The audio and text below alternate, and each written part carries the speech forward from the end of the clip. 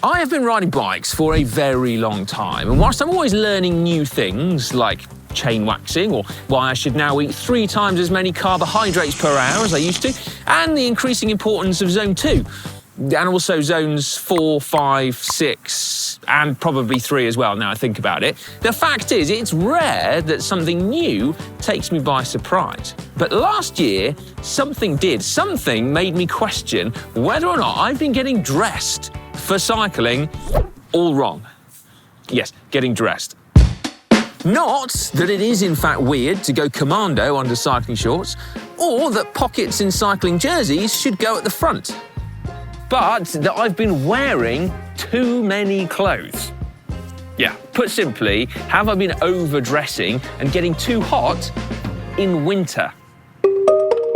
So I am going to find out, doing a little experiment on myself, as well as diving into peer-reviewed scientific research.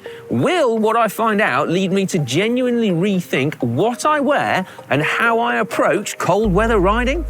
Now, it's important to note here that I don't feel like I've been wearing too many clothes. I haven't been feeling too hot. In fact, sometimes my hands and feet have been getting bloody cold. But, as we'll see in a moment, those two factors are linked. Nevertheless, though, you may well be wondering where on earth my epiphany has come from. Well, it's because I was wearing a core temperature sensor. Typically, they're used for heat training, which, as you probably know, basically turbocharges your fitness in both hot conditions and cold. Now, if you're interested in that, we'll pop a link in the description to a previous video we've made. However, that's not actually what I was doing. I was not heat training, I was simply riding to work with the core sensor still attached to my heart rate monitor strap. And what I found was that in spite of it being midwinter, about -2, my core temperature when I was riding was elevated to the point where it was actually detrimental to my performance, let alone the fact that I was just a sweaty mess when I arrived. And when I look around at what other cyclists are wearing, it's clear that there are a lot of different strategies for how to approach winter. Like here in the UK, there are always some brave souls in shorts, no matter what the conditions. Then head south to Spain and riders will dress for the Arctic when the temperature drops below 20 degrees centigrade. And then over in Canada, I'm told that unless you actually dress for the Arctic, you'll probably die. So what is right? Well, it's fair to say that it is very complicated, keeping your extremities warm whilst not boiling your core. So, it's time for our experiment. I'm going to wear what I usually wear, what I've been wearing for the last 30-odd years, in fact, for the control. Then I'm going to dress how I see a lot of cyclists dressing, which is to keep my core warm, but wearing shorts. And then I'm going to reverse it. I'm going to keep my legs and arms much warmer, but then have less on my core, which I have never done before, but it could be the answer.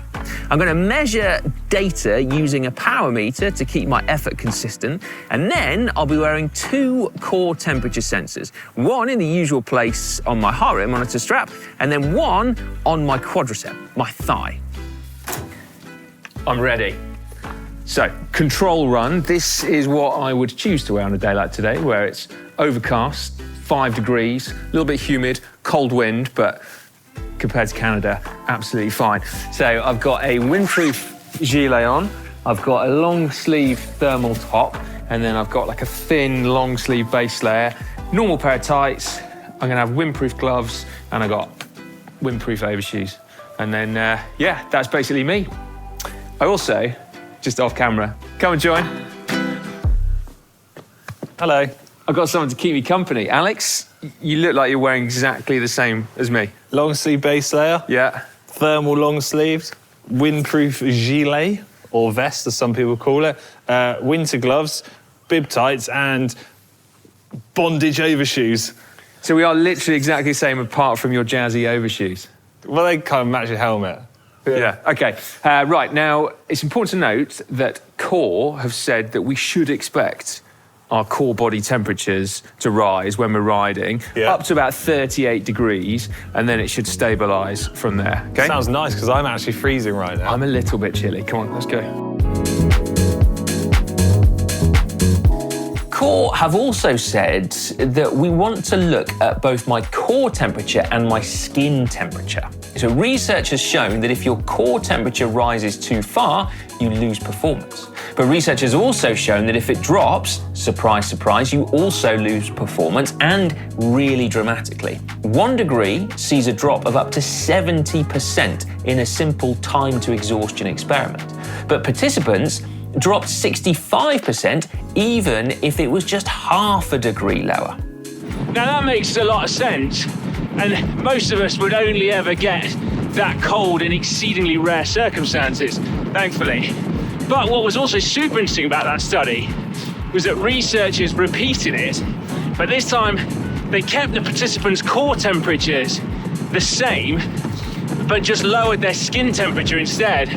And in that one, the time to exhaustion still decreased by 30% this time. Now, in terms of reasons why, obviously your skin temperature isn't completely separate to your core temperature, and you can imagine that the muscles closest to the skin would also therefore get a bit colder, and that would negatively affect your performance. But there's another factor as well, and that is that we know that psychologically, if people feel cold, then that also then has a negative effect on their performance. And that might well just be hands and feet, but it still changes the way it feels when you ride. So we need to keep warm. The challenge with dressing for cold weather cycling, and by that I mean 5 degrees and wet down to minus whatever Canadians ride in, is that we want to keep our core temperature constant, but yet maintain skin temperatures. No Sherlock, I hear you say, but the difficulty though is to do that and not overheat, because as we heard, performance can drop. Plus, it's very easy to layer up and then get really sweaty, which is unpleasant, but can also then end up leaving you colder when you have to stop or you end up riding down a mountain.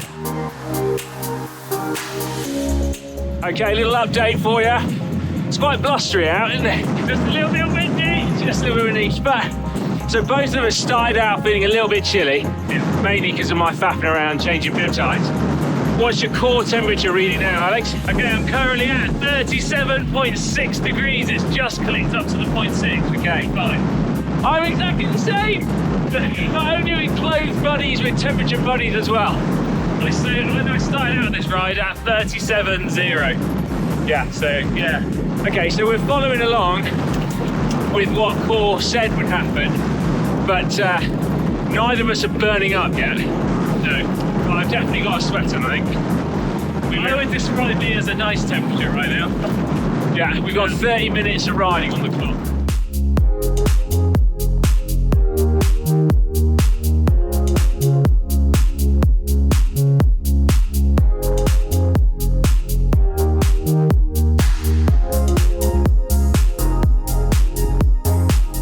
Run number 1 completed, so this is what we would normally wear. Core temperature, mine got up to 38. I got to 37.9. Did you? Didn't quite get to 38. You're a bit cooler than me. Yeah, I am very cool. But also not as hot. Okay, but then interestingly, so my thigh sensor, let's drag that one up. So core temperature was the same, got to 38, but interestingly, my skin temperature decreased over the course of the ride.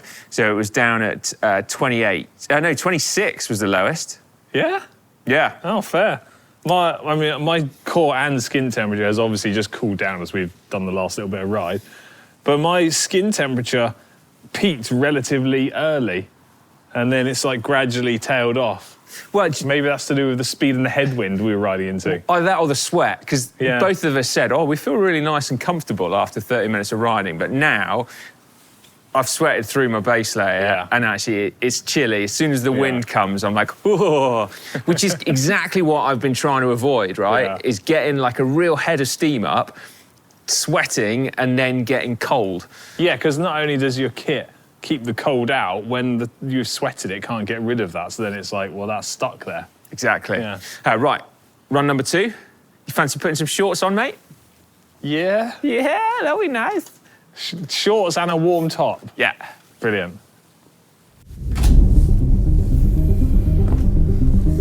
That was good. Yeah, here we go then. run number 2. Yeah. So super thick thermal windproof jacket with a thick base layer on, and then shorts, and those are nice shiny shoes, aren't they? They are. For the moment. Yeah. Right, so I think the risk with this one is that our cores are going to get really warm, but then our legs should get cold, which would mean that would decrease performance. And then worse than that, I think we're going to feel cold with cold feet, but yet we're still going to be overheating at the same time. So it's like our bodies won't know what's going on. Well, potentially. Like, am I hot? Am I cold? I don't know. They will know what's going on. They'll know that we're being idiots because we're wearing shorts. But anyway, let's see. All right.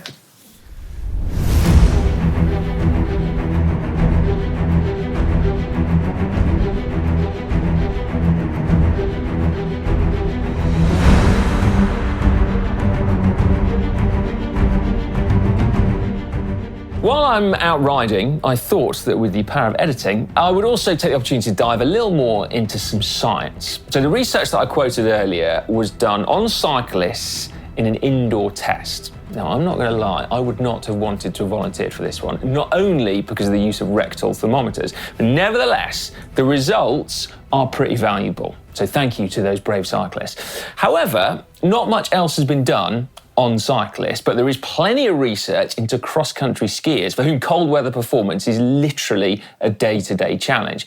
Now, one of the most interesting papers for us used 5 core sensors per athlete to monitor skin temperature on various parts of the body, as well as their core temperature. And they tested the skiers in 2 different outfits, one warmer one and one cooler one. And so the researchers found that the skin, and therefore by proxy muscle temperature, remember, dropped everywhere, but most significantly on the thighs, to the point where it was actually reducing their performance. Hands, too, were reported as getting uncomfortably cold. However, skiers felt that overall they were warmer. Now, strangely, clothing choice made no statistical difference to the results. So the conclusion of the paper, one of them, was that clothing design for these skiers should potentially change, targeting the extremities rather than the core, and that there needed to be a way of losing heat from the skier's torso, which sounds a little bit like what's coming next.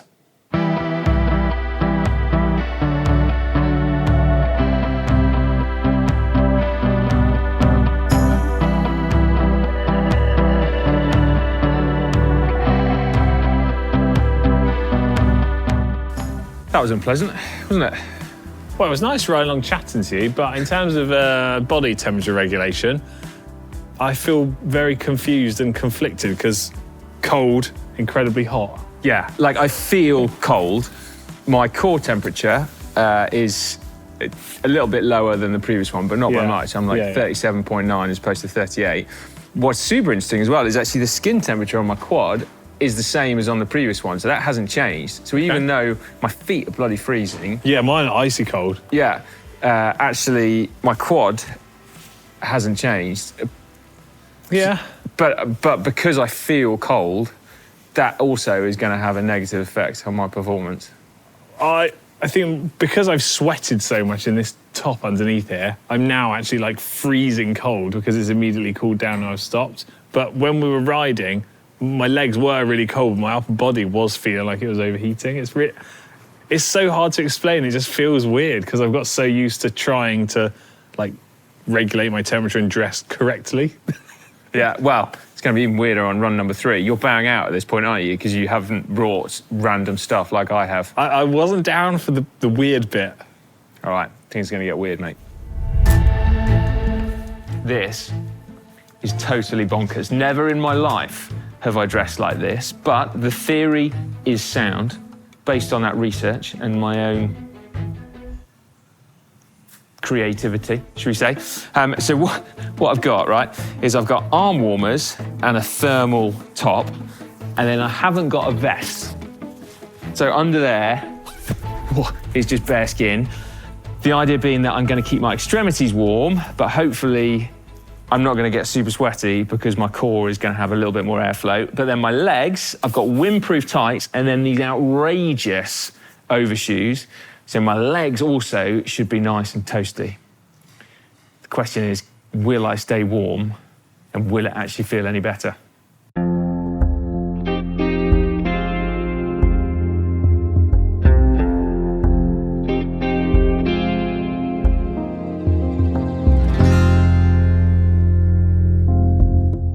Before I tell you how my reverse dressing is going, one thing that has occurred to me is how much individual factors might affect what you should wear. And I've thought about it from my perspective, and that my body composition has changed over the years. Not massively, but when I was a professional cyclist, I had, well, basically no body fat around my midriff. And now I'm a 42-year-old who still fancies himself as a bit of a bike rider, but actually only does 6 hours a week. I've got a little bit more, should I say. And so actually it makes sense then that, given that I've got more natural insulation, I should need to wear less, to wear fewer clothes. And so perhaps it's not that I've been getting it wrong for 30 years, it's that I've been getting it wrong for the last 4 years. So that's definitely something. And therefore, it also got me thinking that what works for me may not work for anyone else. And it's certainly going to depend on what power you ride at, because the more power you put out, the more heat you'll be producing. But nevertheless, I definitely think there are some take-homes for everyone following this little experiment.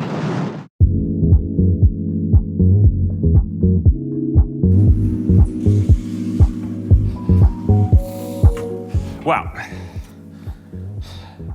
I need a debrief, but I think that's going to surprise you.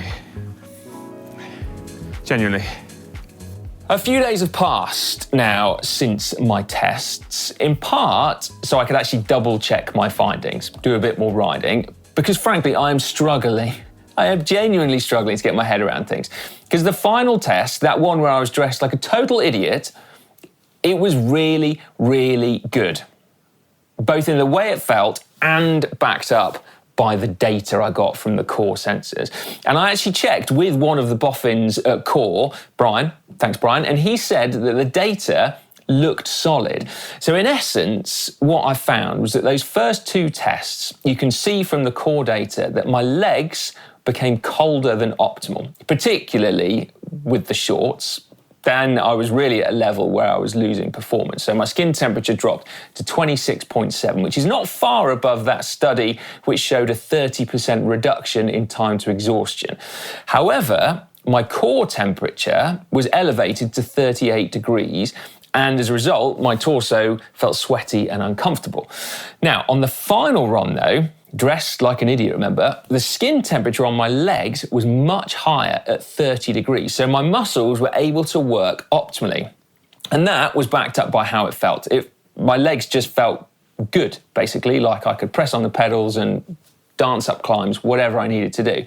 And while my core temperature was still as high as before at 38 degrees, I felt way more comfortable. So having no base layer on meant that air could just circulate around my torso. And so there was literally no sweaty, clammy feeling. And then when I stopped, because of the fact that I wasn't wet with sweat, I stayed warmer, so even though I was wearing less clothing. And you can see that backed up in the data as well. So my skin temperature on my torso was lower when I was riding, which explains why I was so much more comfortable. And yes, I have since repeated this, and I have felt exactly the same. So my brain is screaming that it doesn't work, but when I'm out on the bike, I feel toasty warm, and then also kind of breezy fresh at the same time. So I have learned something from all of this.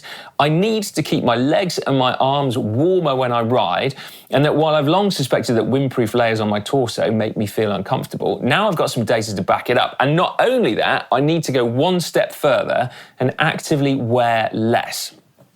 Now, if this was a piece of scientific research in a peer-reviewed journal, there would be a section at the end called limitations, of which there are plenty, right? So this is just one person riding at one intensity in one weather condition, 6 degrees, overcast, windy and high humidity, since you're asking. And it may well not translate to you, your weather conditions, Canadians, and the type of riding that you do. However, I suspect that it might. Because you see, now, thanks to new tech, sensors like the core ones, we're paying more attention to our body temperature when riding. Typically, it's been about cooling our bodies in warmer climes, but why not colder ones too, where the challenges are different, keeping extremities warm while not overheating?